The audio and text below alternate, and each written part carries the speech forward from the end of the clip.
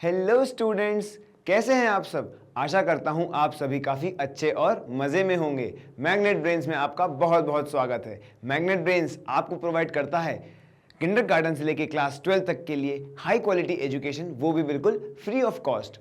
तो बच्चों, पिछली वीडियो में हमने हमारा पहला पार्ट चिड़िया का गीत, इस कविता की व्याख्या पढ़ी थी। आपको आशा करता हूं आपको वो वीडियो समझ में आई होगी। पुराने वीडियोस देखने के लिए आप आई बटन पर क्लिक कर सकते हैं या फिर उनका लिंक आपको डिस्क्रिप्शन में मिल जाएगा। तो चलिए, हमने वो कविता तो पढ़ ली, लेकिन अब हम करने वाले हैं उस कविता का अभ्यास। आज हम पढ़ेंगे पाठ 1 चिड़िया का गीत का अभ्यास, यानी कि इसके प्रश्नोत्तर। तो चलिए शुरू करते हैं।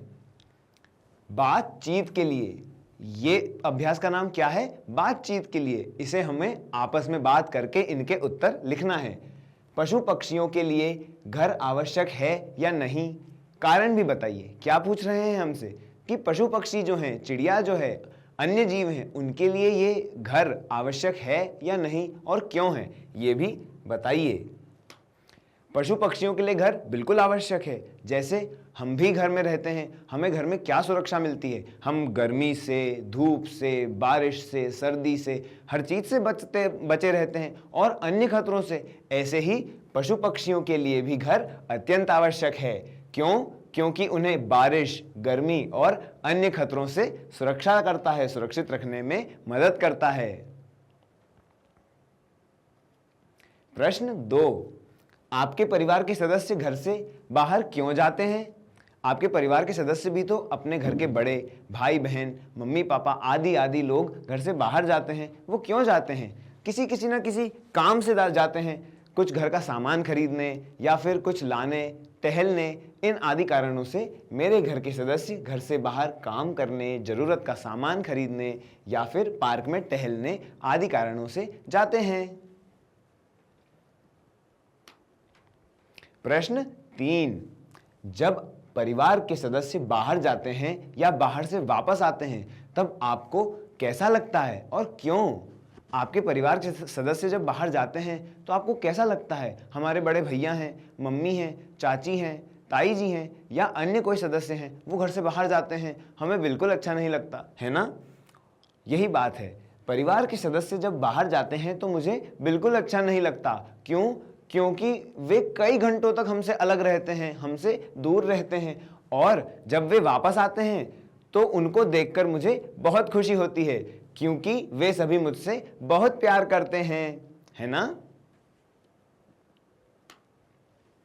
प्रश्न 4, जब कोई अतिथि आपके घर आता है या फिर आप किसी के घर संबंधी के यहाँ जाते हैं तो आपको कैसा लगता है? जब हम किसी के यहाँ जाते हैं या हमारे घर कोई आता है, कितनी चहल पहल हो जाती है, हमें कितना आनंद आता है। हम उनसे नई नई बातें करते हैं या कहीं जाते हैं घूमने, कुछ नई चीज़ें करते हैं, कुछ नया खाते हैं, नए लोगों से मिलते हैं, नई मित्रता करते हैं, तो हमें बहुत आनंद आता है। जब कोई अतिथि हमारे घर आता है तो हमें बहुत अच्छा लगता है। घर में रौनक हो जाती है किसी के आने से, और उनसे खूब बातें होती हैं अलग अलग प्रकार की। वहाँ पर कैसा है, यहाँ पर कैसा है, इस प्रकार की बहुत अनोखी बातें होती हैं। जब हम किसी संबंधी के यहाँ जाते हैं तो हमारा भी वहाँ खूब मन लगता है। वहाँ हम सब मिलकर नई नई जगह पर घूमने जाते हैं और नए नए मित्र बनाते हैं। हम नए नए मित्र भी बनाते हैं। प्रश्न 5, क्या आपको लगता है कि पक्षियों की तरह हम भी धीरे धीरे बड़े होते हैं और उनकी तरह ही संसार को देखते हैं? अपने अनुभव साझा कीजिए। हाँ, ऐसा है ना, आपको भी तो ऐसा ही लगता होगा। हम जब धीरे धीरे बड़े होते हैं तो हम धीरे धीरे करके संसार देखते हैं। पहले हम छोटे थे, घर में रहते थे, माता पिता के साथ रहते थे, माता पिता कहीं ले जाते थे तो जाते थे, वरना हम कहीं नहीं जा पाते थे। अब हम बड़े हो गए, अब हम स्कूल जाने लगे, फिर हम पार्क आदि में घूमने जाने लगे, हमने मित्र बनाए, तो हमने भी धीरे धीरे इसी चिड़िया की भांति संसार को देखा।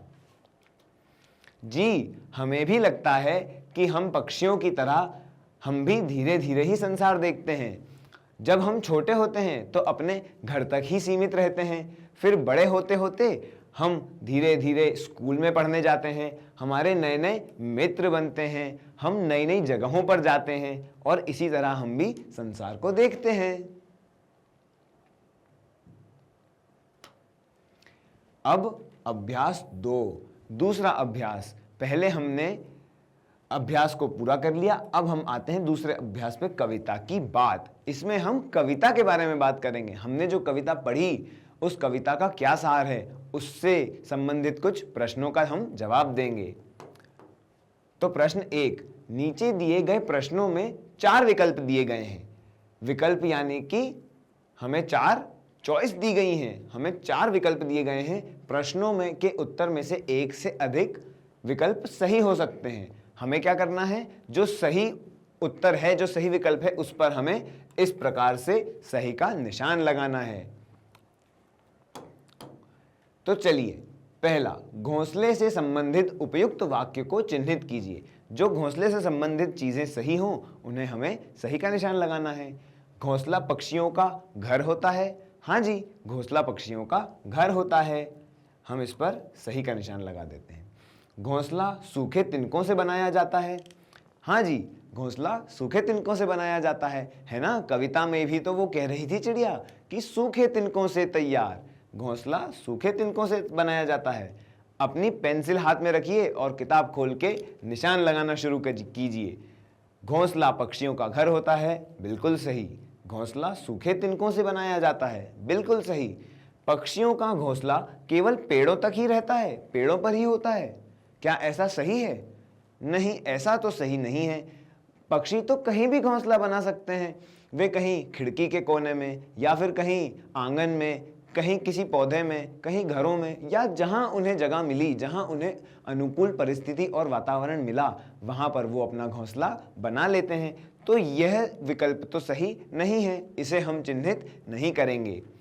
कुछ पक्षियों का घोंसला हमारे घरों में भी होता है। हाँ, हमने अभी तो बात की थी इस बारे में कि पक्षी घरों में भी घोंसला बना लेते हैं।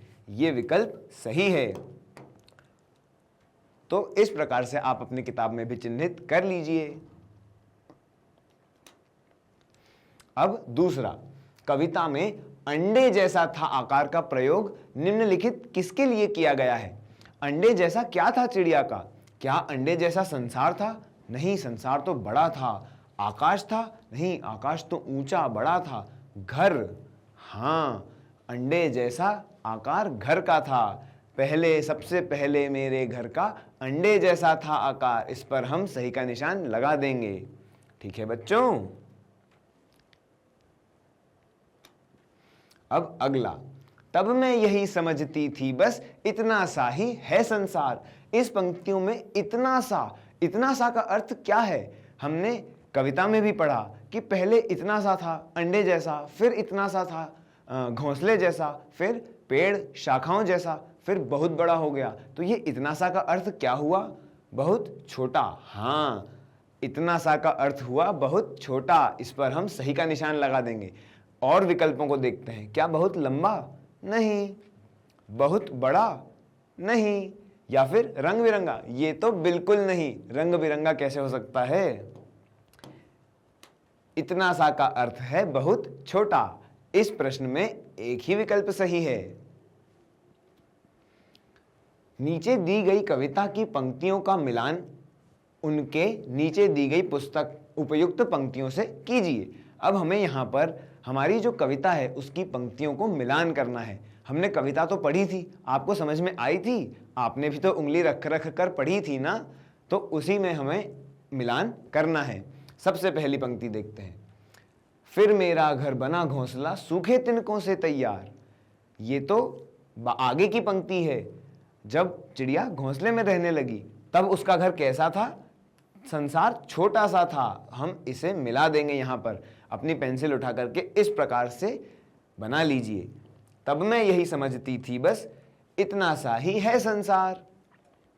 आखिर जब मैं आसमान में उड़ी दूर तक पंख पसार। जब चिड़िया आसमान में दूर तक पंख पसार उड़ने लगी तभी समझ में मेरी आया बहुत बड़ा है यह संसार। तब उसे क्या लगा कि संसार तो बहुत बड़ा है। इसे इससे मिला दीजिए। फिर मैं निकल गई शाखों पर हरी भरी थी जो सुकुमार। तब मैं यही समझती थी बस इतना सा ही है संसार। सबसे पहले मेरे घर का अंडे जैसा था आकार, तब मैं यही समझती थी बस इतना सा ही है संसार। तो हमें इसको इससे मिलाना है, इसे भी इससे मिलाना है, और ये भी इसी से आकर के मिलेगा। 3 तो विकल्प इसी से सही हो गए, जबकि एक आखिरी वाली पंक्ति है जो आखिर जब मैं आसमान में उड़ी पंख पसार, तभी समझ में मेरी आया बहुत बड़ा है यह संसार। ठीक है बच्चों, ऐसा मिलान आप भी कर लीजिए। सोचिए और लिखिए। अब यहां हमें अपनी सोच से लिखना है, हमसे अपना अनुभव पूछा जा रहा है। चिड़िया को यह संसार कब कब छोटा लगा? सोचिए, आपने कविता पढ़ी है ना, चिड़िया को संसार जब अंडे के भीतर थी तब छोटा लगा, जब वह घोंसले में रहने लगी तब छोटा लगा, और जब पेड़ की शाखों पर रहने लगी तब उसे यह संसार छोटा लगा। उसे तब यह संसार छोटा लगता था। चिड़िया जब अंडे के भीतर थी, घोंसले और पेड़ की शाखाओं पर थी, तब उसे यह संसार छोटा लगता था। खुले आकाश में उड़ते समय चिड़िया ने क्या क्या देखा होगा जिससे उसे लगा कि यह संसार बहुत बड़ा है? हमसे पूछा जा रहा है कि जब चिड़िया उड़ी उसने क्या कहा? बहुत बड़ा है यह संसार। तो उसे यह संसार इतना बड़ा क्यों लगा? उसने क्या देखा होगा? उसने अपने रास्ते में उड़ते समय जल, नदी, पहाड़, अन्य जीव जंतु, लोग, ये सब चीज़ें देखी होंगी। जैसे जब हम भी हमारे घर से बाहर निकलते हैं तो हम क्या देखते हैं? हम दूसरी गाड़ियाँ, दूसरे लोग, कई कई प्रकार के जीव जंतु, इन सबको देखते हैं। वैसे ही खुले आकाश में उड़ते समय चिड़िया ने बहुत कुछ देखा होगा, जैसे कि जंगल, घर, नदी, बगीचा, पहाड़, उड़ते हुए अन्य पक्षी और आदि। आदि यानी कि और भी चीजें, आदि मतलब एटसेट्रा, और चीजें, आदि आदि और भी चीजें देखी। इन सबको देखने पर चिड़िया को क्या लगा? बहुत बड़ा है यह संसार। इन सभी को देखने के बाद चिड़िया को लगा यह संसार तो बहुत बड़ा है। प्रायः सुबह शाम पक्षियों की चहचहाहट कलरव सुनाई देती है। ऐसा क्यों होता है? क्या आपको पता है कि ऐसा क्यों होता है? प्रायः, ये प्रायः का अर्थ क्या होता है बच्चों? प्रायः मतलब होता है रोजाना या आम तौर पर। आम तौर पर रोज हमें सुबह शाम चिड़िया की कलरव यानी चहचहाहट, पक्षियों की आवाज सुनाई देती है। ऐसा क्यों होता होगा? जैसे जब आप भी सुबह उठते हैं तो सबसे पहले आप अपना मुंह धोकर कुल्ला करके सबसे पहले खाने के लिए मांगते हैं, मम्मी भूख लगी है कुछ खाने को दो। वैसे ही प्रायः सुबह शाम पक्षियों की चहचहाहट कलरव इसीलिए सुनाई देती है क्योंकि पक्षी सुबह अपना भोजन ढूंढने के लिए, भोजन की तलाश में अपने घोंसलों से बाहर निकलते हैं और अंधेरा होने तक वापस आ जाते हैं। तो इसे आप पढ़ लीजिए। अब अगला, समझ और अनुभव। अब हमें हमारी समझ और अनुभव से जवाब देना है। पहला प्रश्न, जब कोई शिशु चिड़िया घोंसले से बाहर आती है तो उसे लगता है कि संसार बहुत बड़ा है। क्या आपको भी घर से बाहर निकलते समय ऐसा लगता है कि संसार बहुत बड़ा है? क्या आपको ऐसा अनुभव होता है? अरे बिल्कुल होता है। जब हम जाते हैं हम बड़ी बड़ी चीज़ें देखते हैं, बस, ट्रेन, बड़े बड़े मैदान, बड़ी बड़ी बिल्डिंगें, या फिर नई नई चीज़ें, नए नए जीव जंतु, नए नए लोग, नई नई जगह, तो हमें कैसा लगता है? संसार बहुत बड़ा है। हाँ, मुझे भी ऐसा ही अनुभव होता है क्योंकि अपने आसपास प्रतिदिन कुछ नया दिखाई पड़ता है और ऐसा लगता है कि यहाँ संसार बहुत बड़ा है और इस संसार में देखने के लिए बहुत कुछ है। एक शिशु पक्षी की तरह आप भी धीरे धीरे बड़े हो रहे हैं। अब तक आप में कई प्रकार के बदलाव, परिवर्तन आए हैं। नीचे दिए गए शीर्षकों के अनुसार अपने परिवर्तनों को लिखिए। यहाँ पर हमें कुछ शीर्षक दिए हुए हैं, इनके अनुसार हमें बताना है कि हमारे शरीर में या फिर अन्य तरीकों से क्या परिवर्तन हुआ है, क्या बदलाव आया है। हम पहले छोटे थे, फिर हम बड़े हो गए, हमारा शरीर बढ़ गया, हमारी हाइट बढ़ गई, हमारी कद बढ़ गया, हमारा खाने का तरीका, खेलने का तरीका, समझने का तरीका, ये सारे शौक, सारी चीज़ें हमारी बदल गई। तो वो क्या परिवर्तन आया, यही हमें बताना है। शारीरिक परिवर्तन। हमारा कद धीरे धीरे बढ़ता जा रहा है। खान पान में परिवर्तन, अब हम हल्का मिर्च मसाला वाले भी खाने लगे हैं, पहले हम मिर्च मसाला नहीं खा पाते थे। गीत संगीत, अब हम गीतों को याद करके उन्हें गा लेते हैं, उन्हें गाने लगे हैं। रुचियों में परिवर्तन, अब हमें साइकिल चलाना अच्छा लगता है, हम साइकिल चलाना सीख रहे हैं या सीख चुके हैं तो हमें साइकिल चलाना अच्छा लगता है। चित्रकारी, अब हम फल सब्जियां, झोपड़ी, घर आदि इनका चित्र बना लेते हैं, आसानी से बना लेते हैं। पढ़ना लिखना, अब हम पहले से अधिक अच्छे से अच्छी तरह पढ़ लिख सकते हैं। पहले हमें पढ़ना नहीं आता था, लिखना भी नहीं आता था, हम धीरे धीरे सीख रहे हैं और अब हम अच्छे से पढ़ लिख सकते हैं। समझ में परिवर्तन, हम अब पहले से ज़्यादा समझदार होते जा रहे हैं और अब हम किसी भी चीज़ के लिए जिद भी नहीं करते। पहले हम जिद कर लेते थे, खिलौना चाहिए तो चाहिए ही सही, लेकिन अब तो नहीं करते ना, नहीं करना चाहिए, क्योंकि अब तो हम समझदार हो गए हैं, है ना। अब हम किसी भी चीज़ के लिए जिद नहीं करते हैं।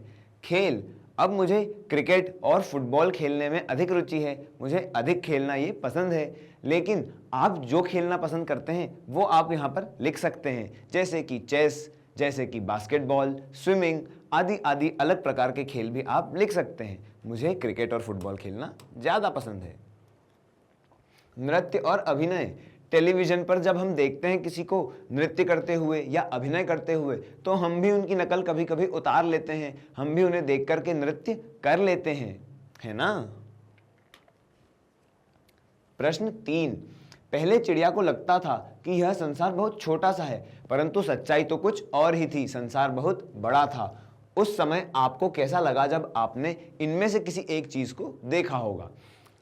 आपने जब रेलगाड़ी देखी तो कैसा अनुभव हुआ? ऐसा लगा ना, कितनी बड़ी रेलगाड़ी है, कितने सारे डब्बे हैं, कितनी विशाल है और उसमें कितने सारे लोग बैठ गए। सचमुच कितना बड़ा है यह संसार। मेट्रो ट्रेन, यदि आप किसी मेट्रो सिटी में गए हैं या रहते हैं तो आपने देखा होगा कि कितने बड़े बड़े पिलर, बड़े बड़े खंभों पर एक ब्रिज बना होता है, उस पर रेल की पटरी होती है और वहाँ पर रेल चलती है 3 या 4 डब्बों वाली, उसे मेट्रो ट्रेन कहते हैं। वो शहर के अंदर ही चलती है। बड़े बड़े शहरों में एक जगह से दूसरी जगह जाने के लिए मेट्रो ट्रेन लगती है, तो वह भी कितने विशाल प्लेटफॉर्म पर बनी होती है, सचमुच। फिर मॉल भी कितनी बड़ी विशाल जगह में बना होता है, कितनी ऊंची विशाल इमारत, कितने बड़े बड़े कमरे, उसमें कई सारी दुकानें और कई प्रकार की चीज़ें। एक ही जगह पर, एक ही इमारत में हमें अलग अलग प्रकार की चीज़ें देखने को मिलती हैं, खाने की भी, कपड़ों की भी, और भी अलग अलग प्रकार की दुकानें। सचमुच कितना बड़ा होता है मॉल। समुद्र, यदि आप समुद्र किनारे रहते हैं या आप कभी गए हैं, आपने देखा होगा समुद्र का और छोर ही नहीं होता। समुद्र के एक किनारे पर खड़े होकर के हम दूसरा किनारा नहीं देख सकते, बहुत विशाल समुद्र होता है।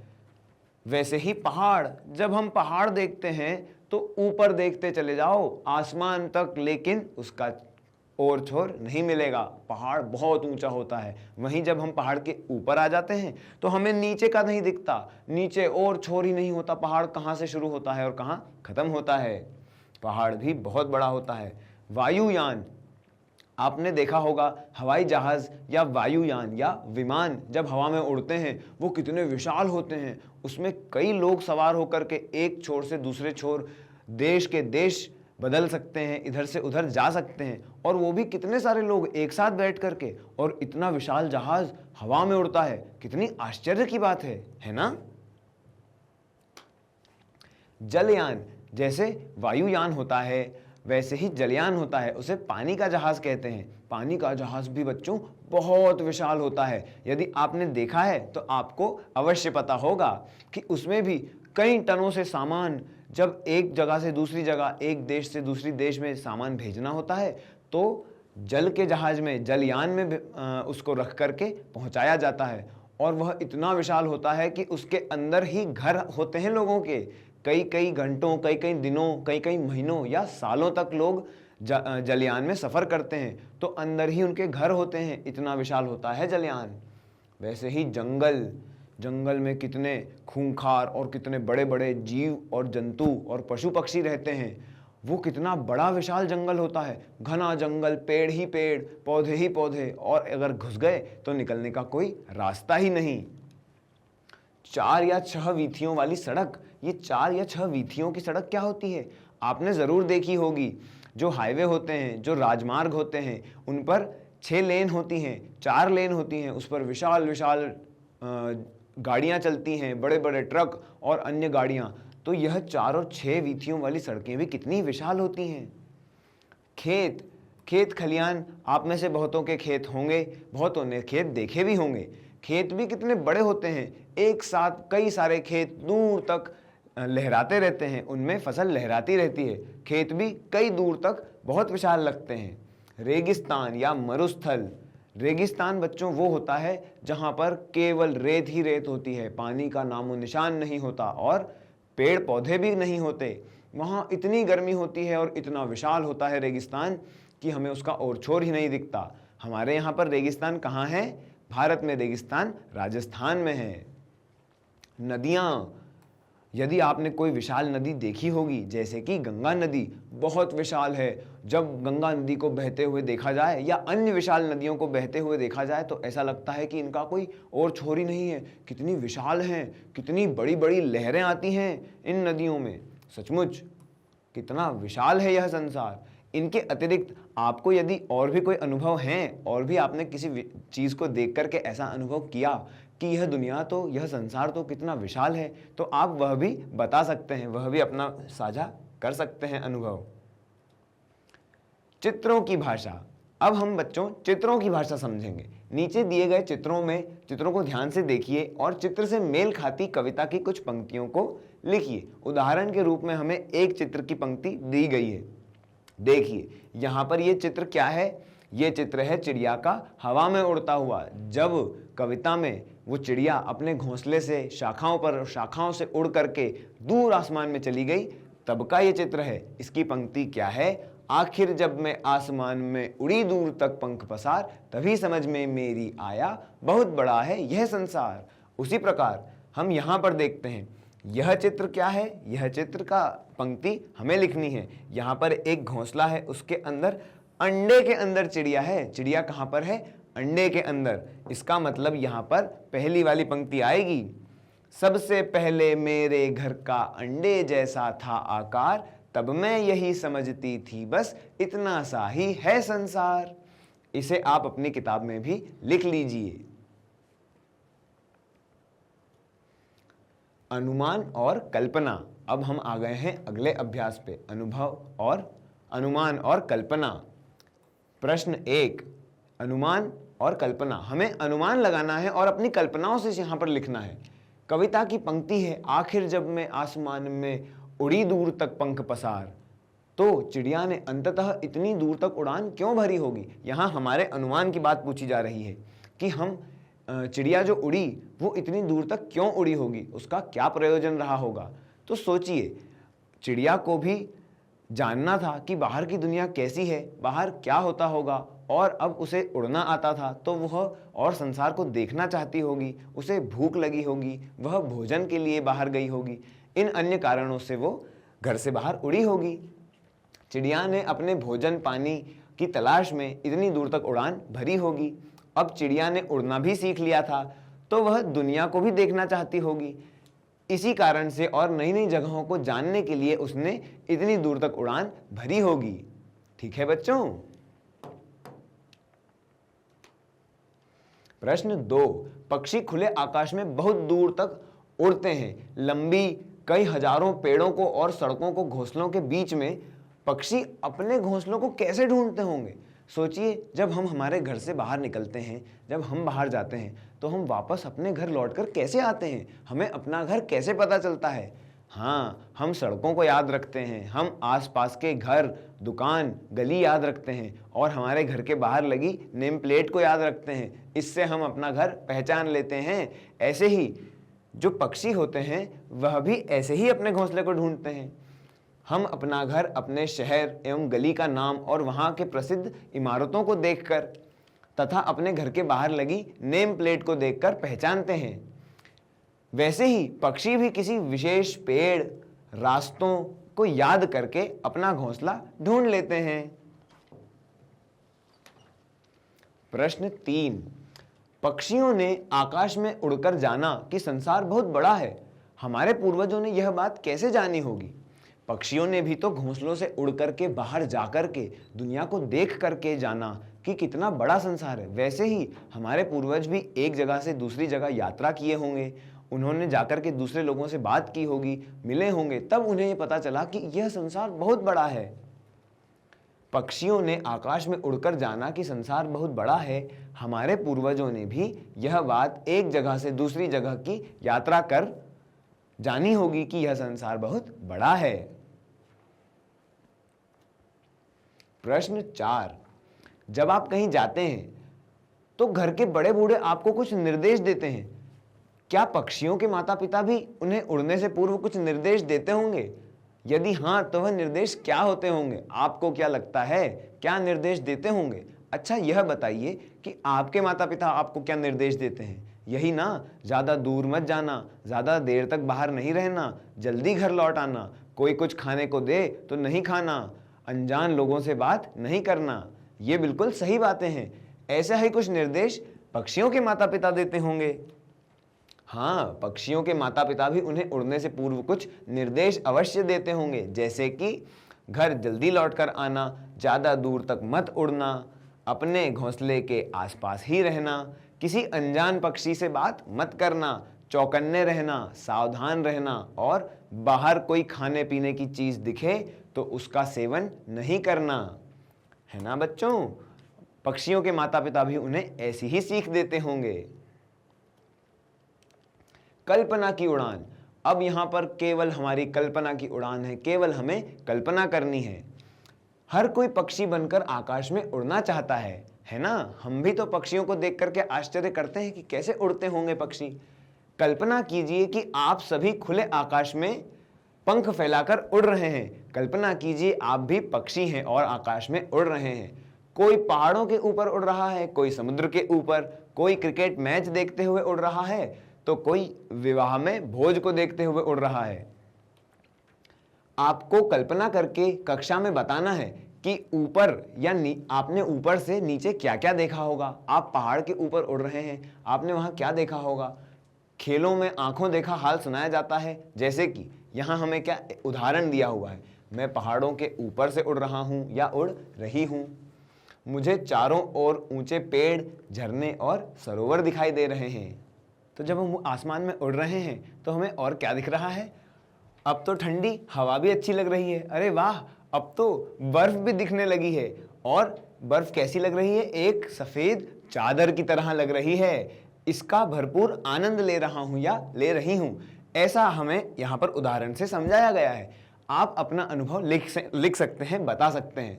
उड़ान की परिस्थितियां जैसे कि पहाड़, समुद्र और उसका किनारा, जंगल, रेगिस्तान या मैदान, गांव, अन्य अन्य प्रकार की विभिन्न खेल प्रतियोगिताएं, विद्यालय, मेला, बाजार, चिकित्सालय, चिड़ियाघर, कितनी सारी चीजें हम आसमान से देख सकते हैं। हमें वहां ऊपर देख करके कैसा लग रहा है, ये आप अपने अनुभव बताइए।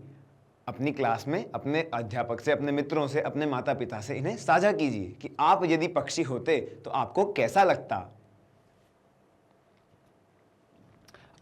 अब आते हैं आकार प्रकार पे। ये हमारा आकार प्रकार का अभ्यास में हम कुछ आकारों को देखेंगे। इनके हमें, जैसे कि हमारी कविता में अंडे जैसा था आकार, घर का आकार कैसा था? अंडे जैसा था। वैसे ही हमें यहां पर कुछ आकारों का नाम पता करना है। सबसे पहले इसका नाम क्या है? ये तो गोला है, इसे कहते हैं गोला।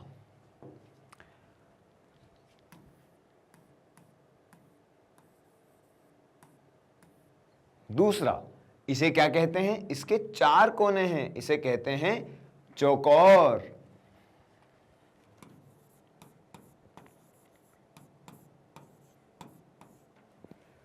और यह क्या है? इसके भी 4 कोने हैं, लेकिन ये थोड़ा सा लंबा है। इसे इंग्लिश में आपने रेक्टेंगल सुना होगा, लेकिन हिंदी में इसे आयत कहते हैं। क्या कहते हैं? आयत। और अब यह, इसके 3 कोने हैं, इसे क्या कहते हैं? इसे कहते हैं त्रिकोण।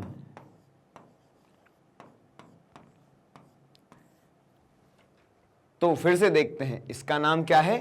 इसका नाम है गोला या वृत्त, इसका नाम है चौकोर या फिर वर्ग, ये है आयत और ये है त्रिकोण या फिर त्रिकोण। भाषा की बात। अगले अभ्यास का नाम है भाषा की बात। एक पहला प्रश्न, फिर मैं निकल गई शाखों पर हरी भरी थी जो सुकुमार। कविता की इस पंक्ति में सुकुमार शब्द का उपयोग किया गया है। अब ये सुकुमार शब्द कैसे बना है? सु और कुमार मिलाकर के सुकुमार शब्द बना है, जिसका अर्थ क्या होता है? अर्थ होता है कोमल या कोमल अंगों वाला, जो बहुत ही सुकोमल होता है उसे कहते हैं सुकुमार। अभी इसी प्रकार आप भी कुछ शब्द बनाइए और उनका अर्थ बताइए। अब हमारे लिए यहाँ पर अभ्यास है।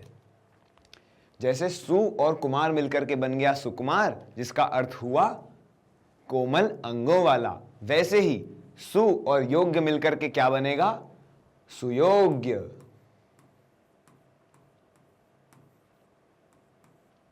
और सुयोग्य का अर्थ क्या होता है? अच्छी योग्यता वाला। सु और यश मिलकर के क्या बनेगा? सुयश।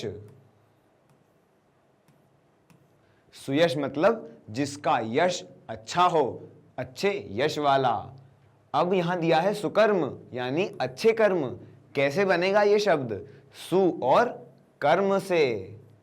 सु और कर्म को मिलाकर के बन जाएगा सुकर्म। सु और वास। सुवास मतलब होता है अच्छा निवास स्थान, इसको मिलाकर के बन गया सुवास, यानी कि अच्छा निवास स्थान, अच्छा घर। सुदर्शन, ये कैसे बनेगा और इसका अर्थ क्या है? दोनों हमें ही बताना है। सु के साथ जब मिल जाएगा दर्शन तो बन जाएगा सुदर्शन। इसका अर्थ होता है अच्छे दर्शन वाला या सुंदर दर्शन वाला। इसे आप अपनी पाठ्य पुस्तक में भर सकते हैं। इसे आप देख करके लिख लीजिए। अब आगे नीचे दिए गए वाक्यों में कुछ रिक्त स्थान हैं। इन रिक्त स्थानों की हमें पूर्ति करनी है। कैसे पूर्ति करनी है? कुछ रेखांकित शब्द दिए हुए हैं। इन रेखांकित शब्दों से हमें विपरीत शब्द इन रिक्त स्थानों में भरना है। जैसे कि यहां पर सूखा तो गीला, इस प्रकार से। ठीक है बच्चों, आइए शुरू करते हैं। सबसे पहला, सूखा और गीला कचरा अलग अलग डिब्बों में रखना चाहिए। सूखा और गीला। दिल्ली मेरे घर से, अब यहां पास तो क्या उसका विपरीत आएगा?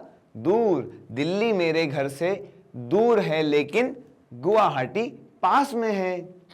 अनवर कब आया और कब गया पता ही नहीं चला, यहां पर आ गया आया। कोई भी काम न तो बड़ा होता है और न ही छोटा होता है, यहां पर छोटा आ गया। इस प्रकार से आप भी अपनी पुस्तक में इसे देख करके लिख लीजिए। आइए अब एक रोचक संवाद पढ़ते हैं। यहां हमें एक रोचक संवाद पढ़ने को मिलता है। क्या बात हो रही है दो लोगों में? सलमा, तुम्हें कितने पैसे चाहिए? जितने पैसे राजू को मिले।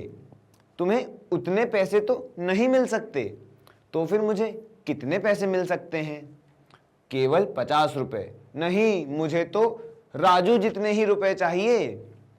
इतने पैसे तो तुम्हें ऐसे नहीं मिल सकते। तो फिर कैसे मिल सकते हैं? यहां पर सलमा क्या पूछ रही है कि मुझे राजू जितने पैसे चाहिए, लेकिन उससे बड़ी बात है कि यहां पर कुछ रेखांकित शब्द हैं। कुछ शब्दों के नीचे रेखा खींची हुई है। ये रेखांकित शब्द क्यों हैं? आइए हम देखते हैं। इतना सा, उतना सा, जितना सा और कितना सा, इन वाक्यों का वाक्यों में प्रयोग कीजिए और अर्थ भी समझाइए। फिर आपको राजू जितने पैसे मिल जाएंगे। हमें राजू जितने पैसे चाहिए तो क्या करना होगा? इतना सा, उतना सा। ये शब्द हमने हमारी कविता में भी पढ़े थे। इतना सा ही था संसार, है ना? तो ये इतना सा, इनका वाक्यों में प्रयोग हमें यहां पर करना है। चलिए, इतना सा, आज तुमने इतना सा ही खाना खाया है। है ना। इतना सा कम अर्थ होता है बहुत कम या बहुत थोड़ा। आज तुमने इतना सा ही खाना खाया है। अगला, उतना सा। उतना सा दौड़ना मेरे लिए बहुत है, मैं ज्यादा नहीं दौड़ सकता, उतना सा ही दौड़ना मेरे लिए बहुत है। जितना सा, तुम जितना सा कम बोलो उतना काफी है, अधिक बोलने की आवश्यकता नहीं है, तुम जितना कम बोलोगे, जितना सा कम बोलो उतना काफी है। कितना सा, कितना सा काम रह गया है। जब हम किसी से बात करना चाहते हैं और वो काम कर रहा है तो हम क्या कहते हैं? कितना सा काम रह गया है, जल्दी खत्म करो, है ना। आप इसे देख लीजिए और समझ लीजिए। पाठ के आगे, अब पाठ की बात तो हो गई, कविता की बात तो हो गई, लेकिन अब हमें यहाँ पर कुछ पक्षियों के नाम दिए हुए हैं और उन पक्षियों का भोजन ये हमें लिखना है। अलग अलग पक्षियों का अलग अलग आहार होता है। कुछ पक्षी मांसाहारी होते हैं तो कुछ पत्ते और दाना खाकर भी अपना गुजारा पानी पीकर कर लेते हैं। तो यहाँ पर हमें वही लिखना है कि कौन से पक्षी का आहार क्या है। चलिए लिखते हैं। बाज, बाज का आहार है चूहे और गिलहरी। हंस, हंस का आहार है मछलियां और कीड़े। तोता, तोता तो डाल पर रहता है, पेड़ों पर रहता है और घरों में भी पाला जाता है, तो तोता फल, बीज आदि ऐसी चीजें खाता है। जबकि बगुला, बगुला भी मछली और छोटे जो पक्षी होते हैं अन्य, उन्हें खा जाता है। कबूतर, कबूतर भी लोग पाल लेते हैं। कबूतर हमें आमतौर पर दिख भी जाते हैं उड़ते हुए। कबूतर अनाज और फल खाते हैं। जबकि उल्लू बड़े बड़े जीव जैसे कि मेंढक या फिर सांप आदि को खा लेता है। यह है इनका भोजन। कलाकारी, हमने अपनी कल्पना की उड़ान भरी थी, वैसे ही अब हम कलाकारी की तरफ बढ़ेंगे। हमें अब कलाकार बनना है। चित्र बनाना, गाना गाना, नृत्य करना सभी को पसंद होता है। घोंसले से झुकता हुआ शिशु पक्षी, हरे भरे पेड़ की शाखाओं पर बैठा पक्षी, नीले आकाश में पंख फैलाए उड़ता पक्षी आदि आदि कितने प्यारे लगते हैं। आप भी नीले आकाश में उड़ते हुए पक्षियों का चित्र बनाइए। अपना एक कागज उठाइए और अपनी पेंसिल लीजिए और उस पर चित्र बनाइए। देखिए यहाँ पर ये पक्षी सोच रहा है। ऐसे ही आप भी अपना कागज उठाइए और उस पर किसी सोचते हुए पक्षी का, उड़ते हुए पक्षी का, खाते हुए, बैठे हुए, अंडे से झांकते हुए, घोंसले में बैठे हुए या अपने और छोटे शिशु पक्षियों को खाना खिलाते हुए पक्षियों का चित्र बनाइए। वो कितने सुंदर लगेंगे। आप उन पक्षियों के चित्रों की फिर आगे प्रदर्शनी भी लगा सकते हैं।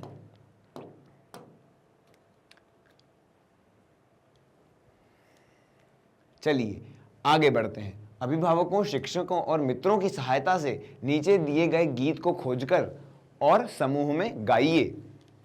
सूरज एक, चंदा एक, तारे अनेक, एक तितली अनेक तितलियां, एक गिलहरी अनेक गिलहरियां, एक चिड़िया और अनेक चिड़िया। इन गीतों को आप समूह में, अपनी कक्षा में अपने मित्रों के साथ गा सकते हैं। अब आते हैं हम कुछ आनंदमयी गतिविधियों पर। हमने बहुत प्रश्नोत्तर कर लिए, अब हम कुछ आनंदमयी गतिविधि करेंगे। नीचे दिए गए अक्षर जाल में, यह एक अक्षर जाल है। यहाँ हमें कुछ समझ नहीं आ रहा कि कितने अक्षर का क्या है, ये इतना सारे अक्षर क्यों दिए हुए हैं। अक्षर जाल में पक्षियों के नाम छुपे हैं, इनसे हमें पक्षियों के नाम खोजने हैं और फिर उनके बारे में जानकारी एकत्रित करनी है। सबसे पहला दिया हुआ है नीलकंठ। नीलकंठ क्या होता है? नीलकंठ एक पक्षी होता है जिसका गला नीले रंग का होता है और वो बहुत ही सुंदर पक्षी लगता है। आमतौर पर उसे देखा नहीं जा सकता, उसे ढूंढना काफी कठिन है। और दूसरे पक्षी ढूंढिए इस जाल में। देखिए मैना, मैना भी एक प्रकार का पक्षी है, यहां मिल गया मैना। चील, एक होता है बाज और एक होता है चील। चील भी बहुत हवा में ऊंचा उड़ता है, अन्य पक्षियों से बड़ा होता है, ये हो गया चील। और क्या दिख रहा है? बुलबुल, बुलबुल दिख गया हमें यहाँ पर शब्द, इस पर भी गोला लगा लीजिए, ये हो गया बुलबुल। बतख, बतख, हमें यहाँ पर एक और शब्द मिल गया, पक्षी एक और मिल गया, बतख। बतख क्या होता है? बतख पक्षी पानी में रहता है और सफेद कलर का होता है, ये बतख हो गई। और देखते हैं आगे। ये देखो कबूतर, हमें एक और पक्षी मिल गया कबूतर। कबूतर तो आपने देखा ही होगा, आप आसमान में बड़ी आसानी से उड़ते हुए दिख जाते हैं। ये एक और पक्षी गौरैया, गौरैया पक्षी मिल गया हमें यहां पर। इसी र से ऊपर देखेंगे तो तीतर मिल गया। और बाज, अंत में हमें क्या मिल गया? बाज। ये हमने यहां पर इस प्रकार का आपकी किताब में बना हुआ है, आप उसमें सारे पक्षियों के नाम भर लीजिए। अब प्रश्न 2, आनंदमयी गतिविधि का दूसरा भाग। जब शिशु पक्षी चहचहाते हैं तो एक मधुर ध्वनि सुनाई देती है। आइए हम भी शिशु पक्षियों की तरह चहचहाएं। हमें क्या करना है? अपने होठों पर हथेली को रखकर, जैसे यहां पर ये बच्चा कर रहा है, इस प्रकार से ची ची की आवाज निकालनी है। तो हमें ऐसा अनुभव होगा कि हम भी छोटे पक्षी, शिशु पक्षी हैं और वो पेड़ों पर, शाखाओं पर, अपने घोंसले में और कोई नहीं, हम ही वहां से चहचहा रहे हैं। ऐसी चहचहाट की आवाज निकालिए, इससे हमें बहुत आनंद आएगा और ऐसा अनुभव होगा हम भी पक्षी हैं, हम भी शिशु पक्षी हैं। आनंदमयी गतिविधि का भाग 3। नीचे पशु पक्षियों से संबंधित कुछ पहेलियां दी गई हैं। हमें यहां पर इन पहेलियों से उनके पक्षी का मिलान करना है। तो चलिए पढ़ते हैं। पंखों में नाखून हो रखता, रात अंधेरे में ही उड़ता, दिन में न मैं भोजन पाऊं, उल्टा होकर के सो जाऊं। उल्टा होकर के कौन सा पक्षी सोता है? क्या आपको पता है? चमगादड़ सोता है। जी हाँ, यह रहा चमगादड़। अगली पढ़ते हैं पहेली। पत्ते जैसा उसका रंग, कुतर कुतर खाने का ढंग, घरों में भी पाला जाता, नाम बताओ उसका ज्ञाता। अभी तो हमने थोड़ी देर पहले इसकी बात की थी, जो हरा होता है और घरों में भी पाला जाता है। जी हाँ, तोता। अगली पहेली क्या है? नीड़ वही नहीं वह कभी बनाती, बागों की रानी कहलाती, काला रंग है उसका भैया, सबके दिल को खूब लुभाती। ये नीड़ क्या होता है? नीड़ होता है घोंसला। ऐसा पक्षी जो अपना घोंसला कभी नहीं बनाता और जिसको बागों की रानी कहा जाता है। बागों की रानी कौन होती है? जो बहुत ही सुंदर मधुर बोलती है, वो होती है कोयल। हाँ जी, ये है कोयल। और अगली क्या है? दिन भर सूरत नहीं दिखाता, रात कुलाचें भरता, और समझता ऐसा जैसे सूरज उससे डरता। ऐसा कौन सा पक्षी है जो रात में निकलता है? हाँ जी, उल्लू। तो हम इनका मिलान कर देते हैं। ये देखिए, हमने यहां पर मिलान कर दिया।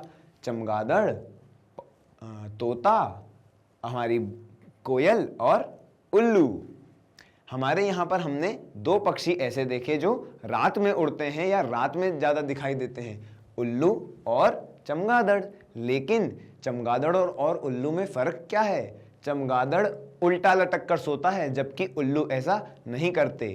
ठीक है बच्चों, बोलिए फटाफट। अब नीचे कुछ रोचक और चुनौतीपूर्ण पहेलियां दी गई हैं, जिनका उत्तर हमें फटाफट देना है। हमें रुकना नहीं है, जैसे ही समझ में आता है वैसे ही बोलना है। ठीक है, करें शुरू? तैयार हो ना? परिवार हरा, हम भी हरे, एक थैली में 3-4 भरे, जल्दी बताओ। ये है मटर। हाँ, मटर के दाने कैसे होते हैं? एक ही थैली में सारे हरे हरे छोटे छोटे दाने भरे होते हैं। एक लाठी की अजब कहानी, उसके भीतर मीठा पानी, बताओ क्या? गन्ना। गन्ने को आपने खाया होगा, देखा होगा, वो कैसा ऊंचा लंबा लाठी जैसा होता है, लेकिन जब उसे काट करके खाया जाता है या उसका रस निकाल करके पिया जाता है तो मीठा लगता है। एक पक्षी ऐसा जिसकी दुम में पैसा, बताओ क्या? मोर। हाँ जी, मोर को आपने नाचते हुए देखा है? मोर जब अपने पंख फैलाता है तो कितना सुंदर लगता है। क्या आपको पता है कि मोर हमारा राष्ट्रीय पक्षी है? मोर जब अपने पंख फैलाता है, उसकी दुम में कैसे उसके पंख लगते हैं? जैसे कि पैसा हो। वही तो यहाँ पर लिखा है, जिसकी दुम पर पैसा। कई रंग बिरंगे पंखों को फैला करके वो नृत्य करता है। वो खास करके वो नृत्य इस मौसम में, सावन के मौसम में अधिक देखने को मिलता है। लाल डिबिया पीले खाने भीतर रखे मोती के दाने। ये कौन सा फल हो सकता है? ये है अनार। देखा आपने, अनार बाहर से लाल होता है, अंदर उसके पीले पीले खांचे होते हैं, और वो जो अनार के दाने होते हैं ना, वो मोती जैसे लगते हैं। उन्हीं को यहां पर मोती के दाने कहा गया है। देखा कितनी रोचक थी ये। एक और है, जाती हूं मैं हर जगह पर हिलती नहीं किसी भी तरह। ये क्या हो सकता है जो हर जगह जाती है और कहीं नहीं जाती? एक साथ दो दो चीजें। ये है सड़क। हाँ जी, आपने भी देखा होगा, जब हम घर से निकलते हैं, चलते जाते हैं, हम अपनी जगह पहुंच जाते हैं, लेकिन सड़क वो तो वहीं रहती है, जबकि सड़क ही हमें एक जगह से दूसरी जगह जाने में मदद भी करती है। तो यहां पर क्या लिखा है? जाती हूं मैं हर जगह पर हिलती नहीं किसी भी तरह। वो है सड़क। तो बच्चों, इसके साथ हमने खत्म कर लिया हमारा अभ्यास। पाठ 1 का अभ्यास हमारा पूर्ण हो गया है। अब हम पढ़ेंगे एक छोटा सा किस्सा जो हमें पाठ 1 के साथ दिया हुआ है, मती की उड़ान। ये मती की उड़ान क्या है? मती, जैसा कि मैंने आपको पहले भी बताया था, एक महिला विमान चालक के बारे में, यानी महिला पायलट की ये कहानी है। उस बारे में हमें ये छोटा सा किस्सा दिया हुआ है। आइए मिलते हैं भारत की पहली महिला पायलट सरला ठकराल से। यहां पर एक चित्र के माध्यम से बताया गया है। सरला ठकराल जो है, उन्हें प्यार से मती कहा जाता था। इन्हें प्यार से क्या कहा जाता था? मती। इनका घर का नाम था, या इन्हें प्यार से कहते थे मती। इनका जन्म सन 1914 में हुआ था। काफी पुरानी बात है, 1914 में, लगभग 100 से भी अधिक वर्ष पुरानी। दिल्ली में हुआ था। कहां पर इनका जन्म हुआ था? 1914 में दिल्ली में। सरला ठकराल मात्र 21 वर्ष की आयु में पायलट का लाइसेंस पाने वाली पहली भारतीय महिला बनी। मात्र कितनी आयु में? 21 वर्ष की आयु में अपना पायलट का लाइसेंस पाने वाली पहली भारतीय महिला बनी। उन्होंने सन 1936 में पहली बार लाहौर में जिप्सी मॉथ नाम का 2 सीट वाला प्लेन उड़ाया था। 2 सीट वाला जहाज को उड़ाया था। कब उड़ाया था? 1936 में। उनका जन्म कब हुआ था? 1914 में, लाहौर में। लाहौर अब कहां है बच्चों? पहले 1936 और 1914 के समय में भारत का ही भाग हुआ करता था लाहौर, लेकिन अब लाहौर पाकिस्तान में है। लाहौर में उन्होंने जिप्सी मॉथ नाम का 2 सीट वाला विमान अकेले उड़ाया था। और एक और रोचक बात क्या है पता है आपको? वे साड़ी पहनकर विमान उड़ाने वाली पहली महिला बनी। जबकि विमान उड़ाने के लिए कितना सूट और कितनी सुरक्षा का कवच पहनना पड़ता है, लेकिन उन्होंने अपनी सभ्यता और अपनी संस्कारों को दिखाने के लिए, उन्हें ऊंचा आसमान में ले जाने के लिए साड़ी पहनकर विमान उड़ाने वाली पहली महिला बनी विश्व की। उन्होंने वायुयान का लाइसेंस प्राप्त करने के लिए 1000 घंटे की उड़ान का कठिन अभ्यास किया। कितने घंटों का? 1000 घंटे। क्या आपको पता है 1 घंटे में कितने मिनट होते हैं? 1 घंटे में 60 मिनट होते हैं। और ऐसे ही दिन भर में 24 घंटे। उन्होंने कितने घंटे उड़ाया? 1000 घंटे का उड़ाने का अभ्यास किया, तब जाकर के उन्हें विमान का लाइसेंस मिला। तो ये था मती की उड़ान। ऐसी थी हमारी भारत की पहली महिला पायलट सरला ठकराल। तो बच्चों, इसी के साथ हमारा पाठ 1 चिड़िया का गीत और उसका अभ्यास होता है संपूर्ण। आशा करता हूं आपको यह अभ्यास समझ में आया होगा। यदि आपको यह अभ्यास फिर से देखना है तो आपको पता है ना, इस वीडियो को YouTube पर खोलना है, सर के पास आना है और फिर से यह वीडियो देखना है। मिलते हैं अगले वीडियो में। अगले वीडियो में हम पढ़ेंगे पाठ 2, यानी कि बगीचे का घोंघा। अन्य वीडियोस को देखने के लिए आप विजिट कर सकते हैं मैग्नेट ब्रेन का YouTube चैनल, मोबाइल एप्लीकेशन या फिर वेबसाइट। मैग्नेट ब्रेन्स आपको प्रोवाइड करता है किंडरगार्टन से लेकर क्लास 12 तक के लिए हाई क्वालिटी एजुकेशन, वो भी बिल्कुल फ्री ऑफ कॉस्ट इन सारी गिवन बोर्ड्स के लिए। ई नोट्स और ई बुक्स का लिंक आपको डिस्क्रिप्शन में मिल जाएगा। इस वीडियो को लाइक करना ना भूलें, ज्यादा से ज्यादा शेयर करें और चैनल को सब्सक्राइब करना ना भूलें। मिलते हैं अगले वीडियो में। बहुत बहुत धन्यवाद।